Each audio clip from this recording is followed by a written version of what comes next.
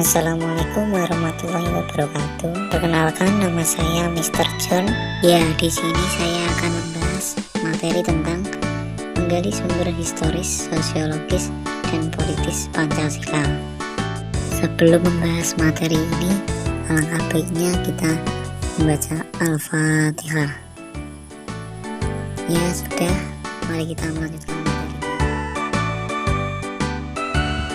Sejarah terbentuknya Pancasila dimulai dari Jepang memberi janji kepada bangsa Indonesia bahwa akan menyatakan kemerdekaan pada tanggal 24 Agustus 1945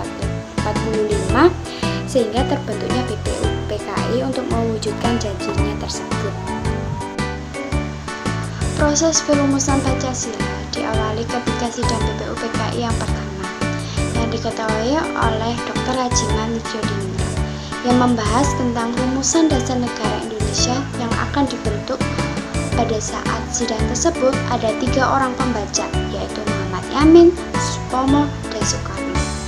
Yang pertama, Muhammad Yamin mengusulkan dalam pidatonya tanggal 29 Mei 1945, beliau merumuskan 5 dasar. 1. Peri kebangsaan, 2. Peri kemanusiaan, 3. Peri ketuhanan, 4. Peri kerakyatan, dan 5. Peri kesejahteraan rakyat. Proses historis Pancasila. Proses perumusan Pancasila diawali ketika sidang BPU PKI ke-1 yang diketuai oleh Bapak D. Hajiman Widyodiningrat yang membahas tentang rumusan dasar negara Indonesia yang akan dibentuk pada sidang tersebut. Bapak Muhammad Yamin dalam pidatonya pada tanggal 29 Mei 1945 beliau merumuskan 5 dasar. 1. Peri kebangsaan, 2. Peri kemanusiaan, 3. Peri ketuhanan, 4. Peri kerakyatan, 5. Peri kesejahteraan rakyat. Lalu pada tanggal 1 Juni 1945 Bapak Insinyur Soekarno berpidato dan menyebutkan dasar-dasar negara. 1. Kebangsaan Indonesia, 2. Kemerdekaan, 3. Mufakat atau demokrasi, 4. Kesejahteraan sosial, 5. Ketuhanan. Nama Pancasila diambil dari Sanskerta, terdiri 2 kata yakni Panca berarti 5 dan Sila berarti prinsip atau asas.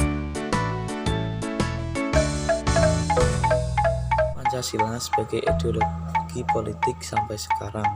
Secara empiris di lapangan praktek kehidupan berpolitikan masih jauh dan kadang-kadang mungkin ada yang bertentangan dari nilai-nilai dasar yang terkandung dalam Pancasila dan Undang-Undang 1945. Dalam bidang politik kita harus mewujudkan perilaku antara lain: 1. Menghindari sikap berperilaku yang memaksakan pendapat dan keinginan sendiri.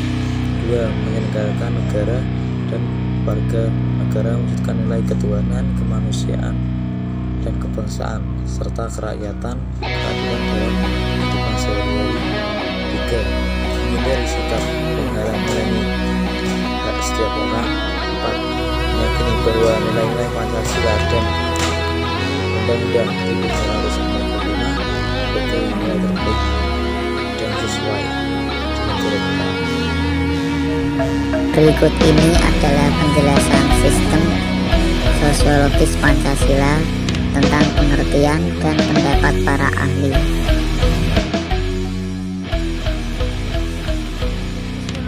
Secara etimologi, sosiologi berasal dari 2 kata, yaitu sosius dari bahasa Latin yang berarti teman dan juga logos bahasa Yunani yang berarti kata.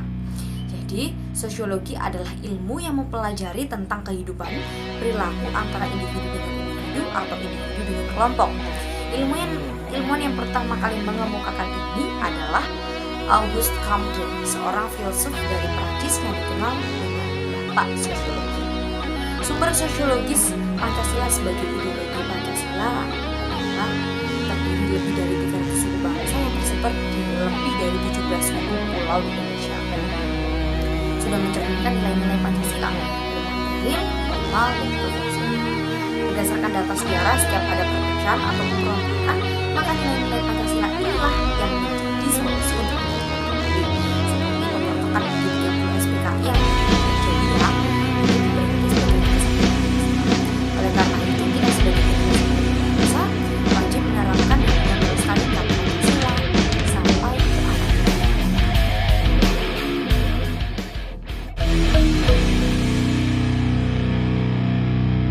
Kalian sudah mengerti kan pengertian dan pendapat para ahli?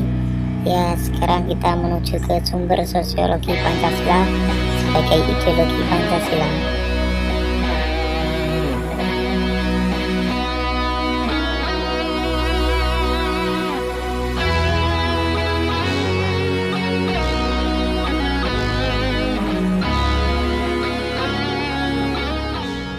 Sini saya akan menjelaskan yang pertama pengertian politis.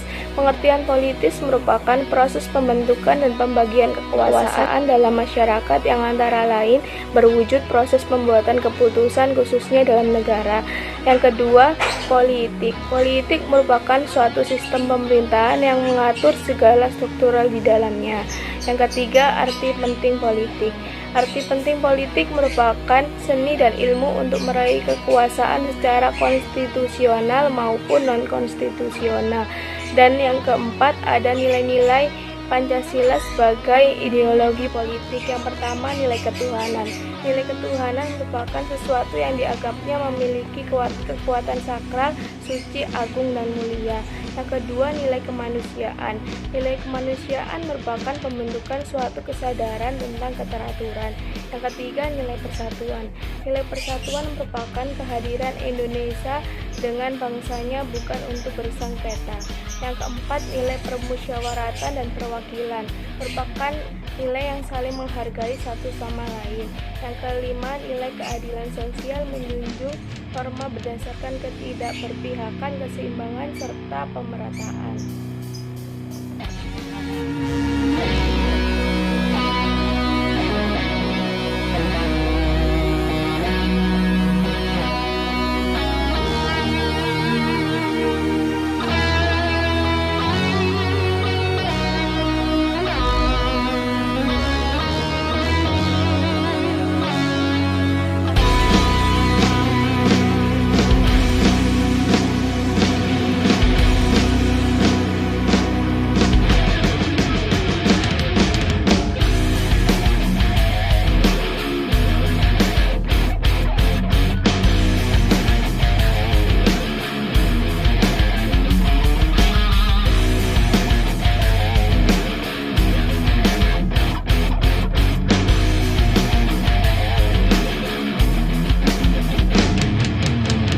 Sekian dari saya, Mr. John, wakili kelompok 3 yang beranggota